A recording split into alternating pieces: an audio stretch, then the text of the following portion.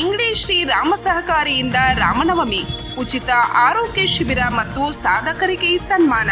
ಚಿಕ್ಕೋಡಿ ತಾಲೂಕಿನ ಇಂಗ್ಳಿ ಗ್ರಾಮದ ಶ್ರೀರಾಮ ವಿವಿಧೋದ್ದೇಶಗಳ ಪ್ರಾಥಮಿಕ ಗ್ರಾಮೀಣ ಕೃಷಿ ಸಹಕಾರಿ ಸಂಘದ ವತಿಯಿಂದ ಮಿರಸ್ದ ಸೇವಾ ಸದನ ಆಸ್ಪತ್ರೆಯ ಸಹಯೋಗದೊಂದಿಗೆ ರಾಮನವಮಿ ನಿಮಿತ್ತ ಉಚಿತ ಆರೋಗ್ಯ ತಪಾಸಣಾ ಶಿಬಿರ ಮತ್ತು ಗ್ರಾಮದ ಸಾಧಕರ ಸನ್ಮಾನ ಸಮಾರಂಭ ಸಂಪನ್ನಗೊಂಡಿತು.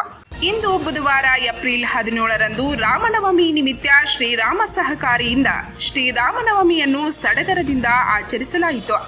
ಕಾರ್ಯಕ್ರಮದಲ್ಲಿ ಮೊದಲಿಗೆ ಆಗಮಿಸಿದ್ದ ಎಲ್ಲ ಗಣ್ಯರು ಸೇರಿ ಅಯೋಧ್ಯೆಯ ಬಾಲರಾಮನ ಭಾವಚಿತ್ರದ ಪೂಜೆ ನೆರವೇರಿಸಿ ಕಾರ್ಯಕ್ರಮಕ್ಕೆ ಚಾಲನೆ ನೀಡಲಾಯಿತು.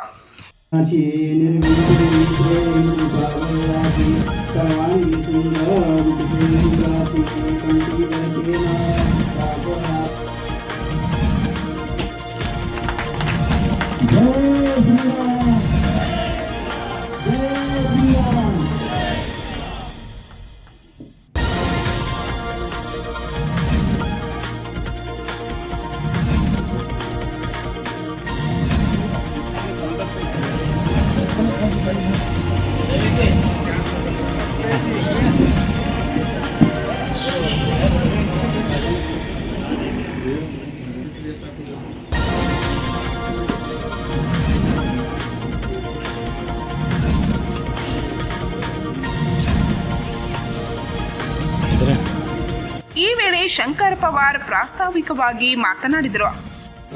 ಇವತ್ತಿನ ಒಂದು ಜನ್ಮದಿನದ ಅಂಗವಾಗಿ ಇಂಗ್ಳಿ ಗ್ರಾಮದಲ್ಲಿ ಶ್ರೀರಾಮ್ ಟಿಕೆಪೇಸ್ ಇಂಗ್ಳಿ, ಶ್ರೀರಾಮ್ ಬಜಾರ್ ಮತ್ತು ಸೇವಾ ಸದನ್, ಅದೇ ರೀತಿಯಾಗಿ ಈಗಿನ ಸಂಸದರಾದಂಥ ಅನಸಕ್ ಜೊಲ್ಲೆ ಅವರು ಸಹಕಾರ ಮಾಡಿದ್ದಾರೆ. ಈ ಕಾರ್ಯಕ್ರಮಕ್ಕೆ ಅನುಷಂಗವಾಗಿ ಇವತ್ತು ನಾವು ಇಬ್ಬರು ಮನೆ ಸಹೋದರಿಯರ ಒಂದು ಸತ್ಕಾರ ಮತ್ತು ಶುಭಂ ಪವಾರ್ ಹಾಗೂ ನಿಖಿಲ್ ಮೋರೆ ಈ ಇಬ್ಬರು ಮಿಲಿಟರಿಯಲ್ಲಿ ಒಂದು ಸೇವೆ ಸಲ್ಲಿಸಲು ಆಯ್ಕೆಯಾಗಿದ್ದಾರೆ. ಅವರೆಲ್ಲ ಒಂದು ಸತ್ಕಾರದ ಕಾರ್ಯಕ್ರಮ ಜೊತೆಗೆ ಹಮ್ಮಿಕೊಂಡಿದ್ದೇವೆ. ಶ್ರೀರಾಮನ ಅಯೋಧ್ಯೆಗೆ ಹೋಗಿ ಬಂದಂತಹ ಇಲ್ಲಿ ಭಕ್ತರು ಸಾಕಷ್ಟು ಜನ ಇದ್ದಾರೆ. ಅಯೋಧ್ಯೆಗೆ ಹೋಗಿ ಬಂದಂತ ಜನ ನೋಡಿದರೆ ಏನು ಪರಿಸ್ಥಿತಿ ಐತಲ್ಲಿ. ಅದಕ್ಕಿಂತ ಮೊದಲು ಅಯೋಧ್ಯೆಗೆ ಹೋದಂತರಲ್ಲ, ಸುಮಾರು 500 ವರ್ಷಗಳ ಕಾಲ ಬಾಬರನ ಆಳ್ವಿಕೆಯಲ್ಲಿ ರಾಮ ಮಂದಿರವು ಧ್ವಂಸವಾಗಿ ನಂತರ ಅಲ್ಲಿ ಬಾಬರಿ ಮಸೀದಿ ನಿರ್ಮಾಣವಾಗಿತ್ತು. 500 ವರ್ಷಗಳಿಂದ ಸುಮಾರು 2 ಲಕ್ಷ ಜನರ ಒಂದು ಆಹುತಿಯಾಗಿ ಆಗಿನ ಕಾಲದಿಂದ ಸಂಘರ್ಷ ಇವು ರಾಮ ಮಂದಿರ ಕಟ್ಟಬೇಕಂತಿದ್ರು, ಅದು ಮಸೀದಿ ಕಟ್ಟದಿತ್ತು, ಅದು ಏನೋ ಸಂಘರ್ಷ ಆಗಿನ ಕಾಲದಲ್ಲಿ ಆದಂತಹ ಒಂದು ರಾಜರ ಆಗಿನ ಒಂದು ಪ್ರವೃತ್ತಿ ಇರ್ತದೆ. ಅಂದ್ರೆ ಮಂದಿರಗಳು ಕೆಡವುವುದು, ಒಂದು ಮಸೀದಿ ಮಾಡ್ತಕ್ಕಂಥದ್ದು ಆಗಿನ ಕಾಲ ಏನು ಗೊತ್ತಿಲ್ಲ. ಅದ್ರ ಈಗಿನ ಕಾಲಿಗೆ ಅದು ಸಂಬಂಧಿಸಿ ಇದು ಗೊತ್ತಿಲ್ಲ. ಆದರೂ ಅದು ರಾಮ ಮಂದಿರ ಕಟ್ಟಬೇಕಂತ ಭಾರತ ತುಂಬ ಕನ್ಯಾಕುಮಾರಿಯಿಂದ ಕಾಶ್ಮೀರದವರೆಗೆ ಇರ್ತಕ್ಕಂಥ ಭಾರತದ ಪ್ರತಿಯೊಬ್ಬ ಮನುಷ್ಯನಿಗೆ ಇಲ್ಲಿ ಒಂದು ರಾಮ ಮಂದಿರ ಅಯೋಧ್ಯೆಯಲ್ಲಿ ಆಗ್ಬೇಕಂತ ಒಂದು ಕನಸಿದೆ. ಯಾಕಂದ್ರೆ ರಾಮ ಹುಟ್ಟಿದಂಥ ಸ್ಥಳ, ಪವಿತ್ರ ಸ್ಥಳ. ಅದನ್ನ ಇಲ್ಲಿಯವರೆಗೆ ಅದು ಆಗ್ತಾ ಇರಲಿಲ್ಲ. ಅದರ ಪ್ರಧಾನಮಂತ್ರಿ ಅವರಾದ ನೆಚ್ಚಿನ ಪ್ರಧಾನಮಂತ್ರಿಯಾದ ನರೇಂದ್ರ ಮೋದಿ ಅವರು ಅದೊಂದು ಹೆಚ್ಚಿನ ಮುತುವರ್ಜಿ ವಹಿಸಿ ಇಲ್ಲಿ ನಮ್ಮ ದೇಶದಲ್ಲಿ ರಾಮ ಮಂದಿರ ಅಯೋಧ್ಯೆಯಲ್ಲೇ ಆಗಬೇಕು ಅಂತ ಹೇಳಿ. ಇನ್ನು ಇದೇ ವೇಳೆ ಅಪ್ಪ ಸಾಬ್ ಸೌಂದಲಿಗೆ ಸೇರಿದಂತೆ ಅನೇಕರು ತಮ್ಮ ಅನಿಸಿಕೆ ಹಂಚಿಕೊಂಡರು. ಶ್ರೀರಾಮ ಸಂಸ್ಥೆ ವತಿಯಿಂದ ಸತ್ಕಾರ ಇದು ಯಾವ ರೀತಿಯಾಗಿ ವಿಧಿ ಮತ್ತೆ ಯಾಕೆ ಆಗ್ತೈತಿ ಅನ್ನೋದಕ್ಕೆ ಒಂದು ಎರಡೇ ಮಾತನಾಡುತ್ತೆ ಮಾಡಿಲ್ಲ.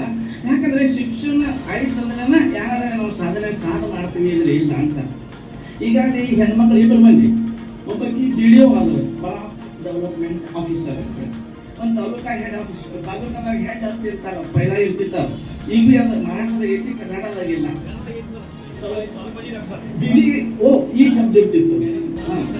ಅದಕ್ಕೆ ಆ ರೀತಿಯಾಗಿ ಒಬ್ಬಕ್ಕೆ ವಿಜ್ಞಾನಿ ಆದ್ರು, ಒಬ್ಬಕ್ಕೆ ಶಾಸಕೀಯ ಕ್ಷೇತ್ರದಾಗ ತನ್ನ ಪ್ರತಿಭೆಯನ್ನು ತೋರಿಸಿ ಶಾಸಕೀಯ ಕ್ಷೇತ್ರದಲ್ಲಿ ಪ್ರವೇಶ ಮಾಡಿದ್ದಾರೆ. ಅದೇ ರೀತಿಯಾಗಿ ಇಬ್ಬರ ಈ ಮಾನೆ ಮತ್ತು ಮೋರೆ ಇವು 2 ಹುಡುಗರು ಮತ್ತೆ ಹಿಂಗೆ ಅನೇಕ ಹುಡುಗರು ನಮ್ಮ ಊರಿಗೆ ಹೋಗಿದಾವೆ. ಇವೆಲ್ಲ ಯಾಕೆ ಸಾಧನೆ ಆಯ್ತು? ಈ ರೀತಿಯಾಗಿ ಅದು ಒಬ್ಬ ನಮ್ಮ ಚಂದ್ರಯಾನ ಬಿಟ್ಟು ಆ ಚಂದ್ರಯಾನ ಆಡಳಿತ ಮಂಡಳದಲ್ಲಿ ಊರ ಅಧಿಕಾರಿ ಅಂತ ನೇಮಕ ಆಗಿದ್ದಾರೆ, ನಮ್ಮ ಅಧಿಕಾರಿ ನೇಮಕ ಆಗಿದೆ. जिद्द आणि चिकाटी बाळगून यश प्राप्त केलं पाहिजे, तरच बुद्धीची खरी कसोटी लागते. तर बुद्धीची कसोटी लागण्यासाठी किंवा कस लागावा म्हणून निवडणूक आपलं आयोगानं म्हणजे काय केलेलं आहे की स्पर्धा परीक्षा, स्कॉलरशिप परीक्षा ठेवलेल्या आहेत. आणि म्हणून विद्यार्थ्यांनी काय करावं की ग्रॅज्युएट झाल्यानंतर पुन्हा आपल्याला कोणतं काय घडायचं आहे, कोण होणार आहोत हे ठरवून आपलं ध्येय निश्चित करून त्यासाठी स्पर्धा परीक्षेला सामोरे गेलं पाहिजे.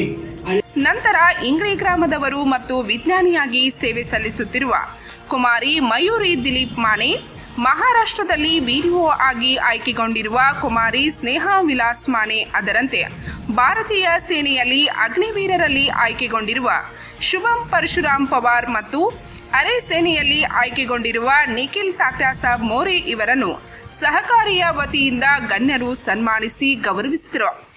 ಅದೇ ರೀತಿಯಾಗಿ ಆಗಮಿಸಿದ್ದ ಎಲ್ಲ ವೈದ್ಯರನ್ನು ಮತ್ತು ವೈದ್ಯಕೀಯ ಸಿಬ್ಬಂದಿ ವರ್ಗದವರನ್ನು ಹಾಗೂ ಗಣ್ಯರನ್ನು ಗುಲಾಬಿ ನೀಡಿ ಸನ್ಮಾನಿಸಲಾಯಿತು.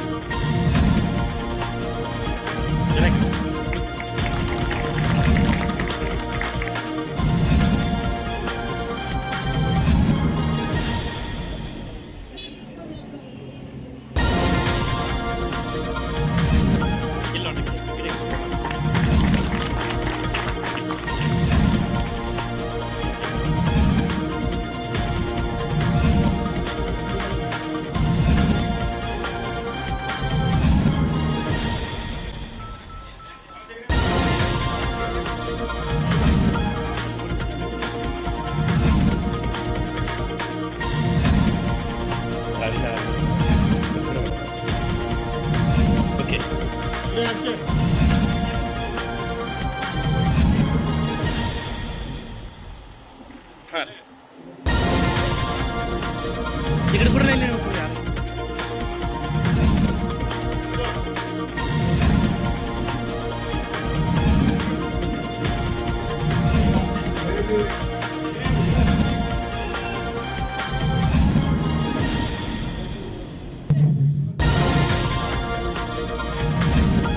దేవుడికి కూడా లేనా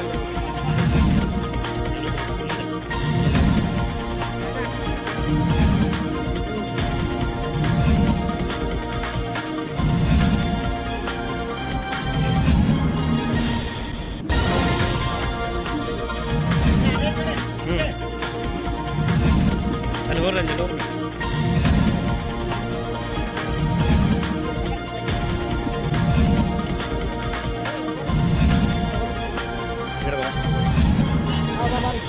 ಇನ್ನು ಇದೇ ವೇಳೆ ಸತ್ಕಾರ ಸ್ವೀಕರಿಸಿದ ಮಯೂರಿ ಮಾಣಿ ಮತ್ತು ಸ್ನೇಹಾ ಮಾಣಿ ಕೂಡ ತಮ್ಮ ಅನಿಸಿಕೆ ಹಂಚಿಕೊಂಡರು. व्यासपीठावर उपस्थित मान्यवर आणि या कार्यक्रमात सहभागी सर्वांना पहिलं मी श्रीरामनवमीच्या शुभेच्छा देते. यानिमित्त श्रीरामांचं एक वचन मला आठवतंय की एक वेळेस चंद्राचं सौंदर्य कमी होईल, हिमालय बर्फाचा त्याग करेल किंवा सागर ही आपली सीमा ओलांडेल, परंतु मी माझ्या वडिलांना दिलेला शब्द कधीही मोडणार नाही. माझ्याबरोबर असंच काहीच होतं. कारण असं म्हणतात यश ही म्हणजे अपयश ही यशाची पहिली पायरी आहे, पण मी म्हणजे या अपयशाचे जिना चढलेले अक्षरशः. आणि पण वडिलांचा माझ्या अभ्यासावर असलेला विश्वास किंवा मी राजपत्रित अधिकारी होणार हा त्यांना दिलेला शब्द, यामुळं म्हणजे कधी अभ्यासाचा कंटाळा आला किंवा हे सोडून द्यावं असं कधी वाटलं नाही. शिवाय या सगळ्या प्रवासात मला माझ्या संपूर्ण माने परिवाराने, माझ्या भावंडांनी हर प्रकारे मदत केली. आणि हे सगळं या सगळ्याचं बीज हे या इंग्रजी गावातल्या संस्कारात किंवा इथं वाढत चाललेल्या शिक्षणाच्या महत्त्वामुळे हे सगळं घडत असेल किंवा त्यांच्या विचारात ते किंवा आचरणात ते येत होतं असं मला वाटतंय. फक्त आजच्या दिवशी मी श्रीरामांकडे एकच प्रार्थना करेन की ही इंगळी गावची लेक ज्या ज्या पंचायत समितीवर काम करेल तिथं लोककल्याणाचं ग्राम विकासाचं काम माझ्या हाती घडावं एवढी मी श्रीरामांना प्रार्थना करते. आणि सर्वप्रथम मी तुम्हा सगळ्यांना रामनवमीच्या खूप खूप शुभेच्छा देते. आणि या रामनवमीच्या निमित्ताने तुम्ही हे जे मोफत आरोग्य तपासणी शिबिर आयोजित केलं त्याच्याबद्दल तुमचे सर्वांचे खूप आभार मानते. आणि हे खूप कौतुकास्पद तुम्ही कार्यक्रम केले त्याच्याबद्दल मी खरंच धन्यवाद करते. आणि थोडं माझ्या फील्डबद्दल थोडंसं मी सांगू इच्छिते, कारण की आपल्या देशामध्ये काय काय घडतं ते थोडंसं मला सांगायला आवडेल. मी ॲक्च्युली लॅब फॉर ड्रग डेव्हलपमेंटमध्ये काम करते आणि तिथे ज्या माझ्या लॅब्स आहेत ते USA, अमेरिका, सिंगापूर, शांघाय अशा वेगवेगळ्या कंट्रीजमध्ये देशामध्ये आहेत. आणि मी प्री क्लिनिकल स्टडीजमध्ये काम करते. प्री क्लिनिकल स्टडीज म्हणजे काय, ज्या स्टडीज आपण प्राण्यांमध्ये केलं जातं, म्हणजे उंदीर, मांजर, त्याच्यानंतर कुत्रा, त्याच्यानंतर मोठमोठे ॲनिमल्स जे घेतले जातात म्हणजे माकड. त्याच्यानंतर हा स्टडी सगळं झाल्यानंतर आपल्या माणसांवर प्रयोग केले जातात. आणि मग ही खूप मोठी प्रोसिजर आहे. आणि जवळजवळ आता मी उदाहरण जर द्यायचं झालं की आपल्याला ताप आला तर आपण पॅरासिटामॉल म्हणजे तापावरची जी औषध घेतले जाते डोलो 650 घेतलं जातं. मग ते 650 mg आपण ಕಾರ್ಯಕ್ರಮದ ನಂತರ ಉಚಿತ ಆರೋಗ್ಯ ಶಿಬಿರಕ್ಕೆ ಚಾಲನೆ ನೀಡಲಾಯಿತು.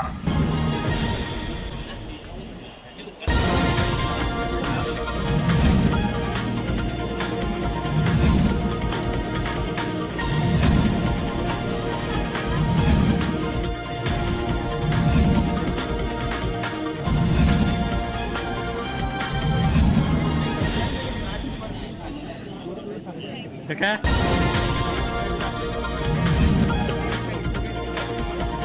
जेव्हा बरं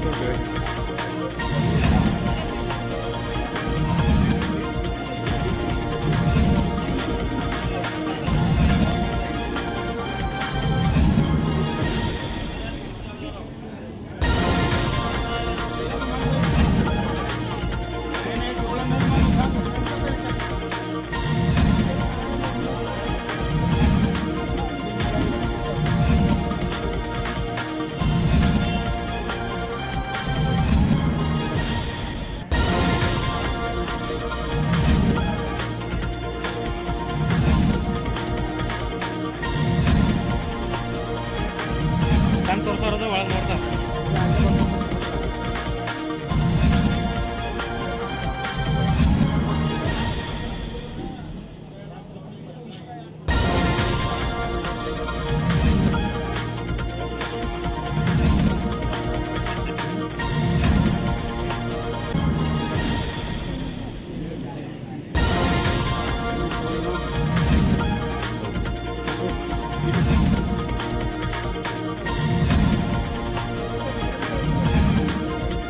ಇದು ನೋಡ್ರಿ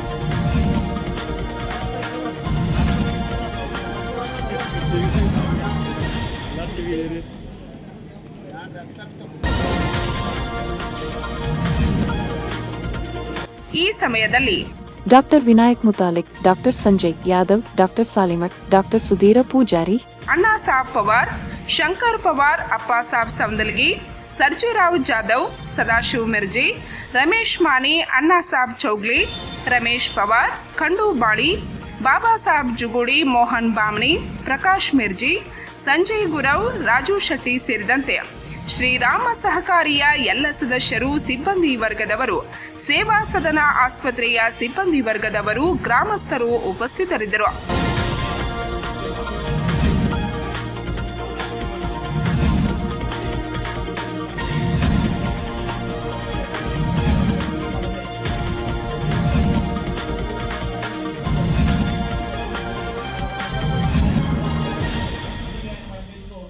ಅವಾಗ ಸುಮಾರು 1 ಲಕ್ಷ